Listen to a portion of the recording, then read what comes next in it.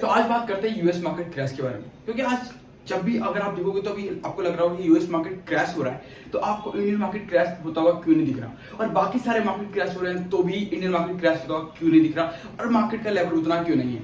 इसके पीछे क्या कारण है, क्या कंसर्न्स है, जिससे कि हम समझ पाए कि बस किस तरीके से यूएस मार्केट को समझ सकते हैं और साथ साथ इंडियन मार्केट समझ सकते हैं। तो दोनों में डिफरेंस क्या है और दोनों में चीजें क्या होनी चाहिए और किस तरीके से हम इसको एनालाइज कर सकते हैं, दोनों चीजें डिस्कस करेंगे डिटेल्स में। तो चलते हैं और स्टार्ट करते हैं।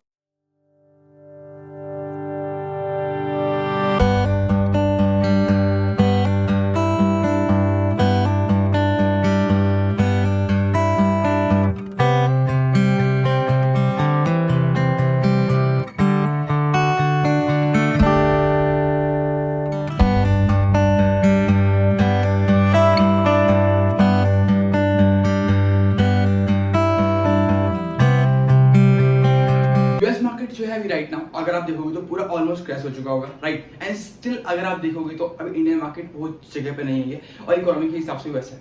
तो ऐसा क्यों है, नेस्डैक तो लॉस में क्यों चल रहा है और डॉ जोन्स लॉस में क्यों चल रहा है, और इंडियन मार्केट की निफ्टी इतनी ज्यादा ऊपर क्यों है, तो इसके पीछे क्या कारण है तो डिस्कस करते हैं। फर्स्ट पॉइंट हम जानते हैं यूएस मार्केट। देखो यूएस मार्केट में जो नेस्डैक है ना, वो ऑलमोस्ट 10,500 के आसपास रैंक कर रहा है, राइट। तो 10,500 के आसपास रैंक करता है। तो आज भी हमारा कंसर्न क्या है कि यूएस मार्केट क्रैश, इसके ऊपर चर्चा करेंगे हम, राइट। तो फर्स्ट थिंग ये आता है कि 10,500 के आसपास नेस्डैक पहुंच गया, यानी कि 52 वीक के लो पे।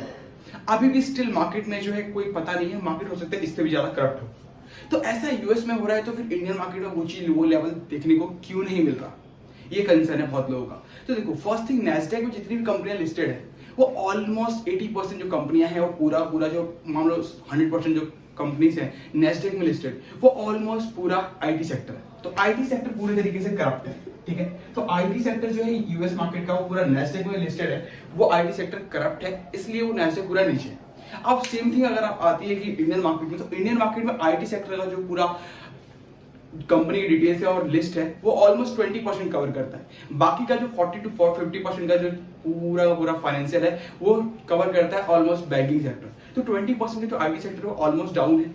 अगर आप चेक कर पा रहे हो तो इन्फोसिस देख लो, या फिर आप विप्रो उठा के देख लो, या फिर आप एचसीएल देख लो, या फिर टेक महिंद्रा देख लो, एवरीथिंग आपको लॉस में दिखता हुआ मिलेगा। बट उसका वेटेज हमारे निफ्टी में सिर्फ 20% का है, और वहीं पे नेस्डैक का जो है पूरा नेस्डैक ही आईटी सेक्टर के ऊपर डिपेंड है, ठीक है। अगर आप डॉ जोन्स से बात करोगे तो उसका ऑलमोस्ट 37,000 के आसपास जो है उसका सबसे बड़ा हाई है, और स्टिल कंपनी जो चल रही है 29,000 या 28,000 के आसपास डॉ जोन्स वर्क कर। तो ऑलमोस्ट 26% मार्केट करप्ट हुआ है डॉ जोन्स में। तो ऐसा नहीं है कि करप्ट हुआ नहीं है, बट ये तो उसी तरीके से निफ्टी अगर हमारा देखोगे तो ऑलमोस्ट 18,600 के आसपास चल रहा था। स्टिल मार्केट के हिसाब से मार्केट में 70,000 के आसपास रन कर रहा है। तो हमारा ही मार्केट 15 से 20% के आसपास करप्ट है। पर लेकिन ऐसा नहीं होगा कि आपको जो ये लेवल यहाँ पे नेस्डैक में देखने को मिल रहा है वो लेवल आपको निफ्टी में देखने को मिले। बट यस, ऐसा है कि मार्केट और भी हो सकती है करप्ट, और करप्ट होने के साथ साथ आपको जैसे यूएस मार्केट करप्ट होगा, तो जैसे यूएस मार्केट करप्ट और भी ज्यादा होगा, तो हो सकता है कि निफ्टी आपको 60,500 to 60,000 के आसपास देखने को मिले, ये होता है। उसके बाद अगर आप देखोगे तो इन सब खेल के बाद आपको देखने को मिलेगा कि मार्केट में आपको वो लेवल नहीं मिल रहा होगा स्टॉक वाइज जो आप बाय करो। जैसे आप इंडियन होटल उठा के देख सकते हो, एचएएल उठा के देख सकते हो, कहीं भी आपको ये नहीं दिख रहा होगा कि आपको इस लेवल पे बाय करना चाहिए और यहाँ से आपको बूमबैक दिखने को मिलेगा।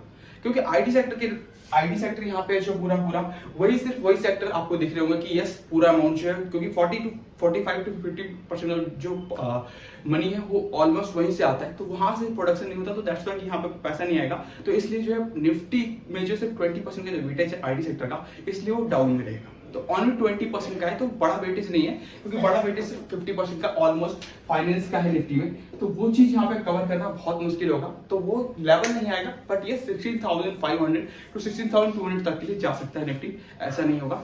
बट यस, अगर आप देखते हो मार्केट में तो राइट नाउ और भी हो सकता है करप्ट। बाकी मार्केट में जो है अभी स्टिल चल रहा है 0.5 बेसिस पॉइंट पे अभी दोबारा से इंक्रीज कर दिया आरबीआई ने अपना रेपो रेट। तो आपके लोन में भी फर्क पड़ रहा होगा उसके रिगार्डिंग, जैसे होम लोन अगर आप लेके चल रहे होंगे तो 0.5% जो है आपके लोन में इंक्रीमेंट हो जाएगा, क्योंकि 0.5% का रेट ऑफ इंटरेस्ट इंक्रीज कर दिया rate of repo rate RBI की साइड से, जो कि फ्राइडे को रिपोर्ट आउट हुई थी, मैंने आपको बता दिया था, राइट। तो स्टिल अभी अगर आप देखोगे तो यूएस मार्केट क्रैश के पीछे बहुत सारे लॉजिक्स हैं, बहुत सारे कारण हैं। बट वही चीज निफ्टी में आती है तो फिर अलग हो जाता है, क्योंकि यहाँ पे मार्केट के लेवल कुछ और है और यूएस मार्केट करप्ट हो रही है, वो उसके वजह से जो इंडियन मार्केट जो करप्ट हो रही है उसका कारण है। वो कारण ये है कि राइट नाउ जो मार्केट में जो पैसा है, इंडियन मार्केट में जो उन्होंने पैसा लोन के रूप में लगाया हुआ था, वो पैसा वो बाहर निकाल रहे हैं। तो जो FII जो है वो पैसा निकाल रहे हैं जो लोन के रूप में उन्होंने मार्केट में डाल रखा था, तो वो पैसा वो बाहर निकालेंगे, इसलिए इंडियन मार्केट करप्ट हो रही है। अदरवाइज मार्केट में कुछ नहीं होगा, बिकॉज इंडियन इकोनॉमी बिल्कुल मस्त चल रही है और कुछ भी नहीं, अच्छे से GDP के साथ ग्रोथ में चल रही है। तो यहाँ पे कोई दिक्कत नहीं आने वाली है। बट लेकिन यस, US मार्केट में जो इन्वेस्टर्स हैं, जो US मार्केट के इन्वेस्टर्स हैं जो इंडिया में इन्वेस्ट करते हैं, उन्होंने पैसा निकालना है, बिकॉज वहाँ का जो इन्फ्लेशन रेट है वो बढ़ता जा रहा है और बढ़ने के कारण वहाँ का जो पैसा वो निकाला जाएगा। तो जो वहाँ के पर्सन जो पैसा निकालते हैं, इसलिए यहाँ से FII सेल आउट करता है। तो सेल आउट करने के बाद वो पैसा निकाल के वो वहाँ डालते हैं, जिससे कि वो अपना रेट ऑफ इंटरेस्ट को कम कर पाए। तो लोन का पैसा निकाला जा रहा है और बाकी कोई भी इन्वेस्टिंग ऐसा नहीं है कि आपको जैसे कि इस कंपनी में 2% का है तो पूरा 2% निकाल लिया, ऐसा नहीं है FII का। बट यस, जो 1% अगर ओन मनी से है और 1% जो लोन में लेके जो इन्वेस्ट किया है, वो 1% को निकालते हैं और 1% को इन्वेस्ट रहने देते हैं। तो इस तरीके से वर्क कर रही है। बट अगेन यस, मार्केट आपको अगर कोई लेवल दिखता है, कोई स्टॉक अच्छा दिखता है, तो आप बाय कर सकते हो, लॉन्ग टर्म के लिए इन्वेस्ट कर सकते हो, कोई दिक्कत नहीं है। बट यस, आपको लेवल देखना पड़ेगा, कंपनी का फीचर्स देखने पड़ेंगे, आपको बिजनेस मॉडल समझना पड़ेगा, मोनोपोली समझनी पड़ेगी, उसके बाद जाकर के आप उसको इन्वेस्ट कर सकते हो। उसके बाद देखो कि यस क्या टारगेट है और कहाँ पे कंपनी कॉम्प्रोमाइज कर रही है। मैंने एग्जांपल आपको कर दिया था कि मारुति सुजुकी, या फिर आप देख लो मारुति सुजुकी उठा के देख लो, एंड दूसरा जो है आपको जैगवार उठा के देख लो। दोनों चीजों में आपको दिख जाएगा कि मारुति सुजुकी अपनी कार को 25 लाख में नहीं बेच सकती और जैगवार अपने वॉल्यूम को कभी इतना बड़ा नहीं कर सकते जितना मारुति सुजुकी को हुआ है। ठीक है, तो दोनों चीजें पे आपको कॉम्प्रोमाइज करता हुआ ना दिखे और आपको मोनोपोली दिख रही है और बिजनेस मॉडल समझ में आ रहा है, आपको इससे बढ़िया कुछ नहीं चाहिए। और profit loss statement and balance statement और कैश एंड फ्लो स्टेटमेंट अगर आप इसको जान लो अच्छे से, तो आपको कोई भी स्टॉक अच्छे से मिल जाएगा और अच्छे से आप उसको इन्वेस्ट करके लॉन्ग टर्म के लिए जा सकते हो। कोई भी रिस्क नहीं होगा। रिस्क तो हर किसी में होता है, बट यस 2 to 3% का रिस्क होगा, जिससे कि आप जो स्टॉक पिक करोगे वो स्टॉक पिक करने के बाद आप अच्छे से सो सकते हो। ऐसा नहीं होगा कि आपको टेंशन होगी और आप उसको सेल आउट करें, स्टॉक नीचे चला गया एंड ऑल, ये चीजें नहीं होंगी। तो आप अच्छे से स्टॉक में इन्वेस्टेड रहें।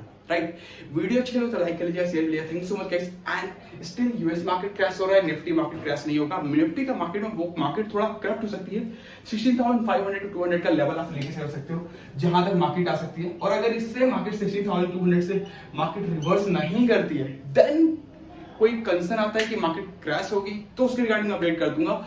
तो मैं आपको बता दूंगा कि कौन सा लेवल पे क्या मिलेगा, कौन से स्टॉक्स आपके अंदर आपके पास होंगे, जिससे कि आप बाय कर सकते हो और लॉन्ग टर्म के लिए इन्वेस्ट कर सकते हो, जिससे कि आपको बहुत प्रॉफिट हो सके। राइट, वीडियो अच्छी तो लाइक कर लीजिए, शेयर कर लीजिए। Thank you so much. Channel को सब्सक्राइब नहीं किया है, सब्सक्राइब करना भूलिएगा। मिलते हैं नेक्स्ट वीडियो। जय हिंद।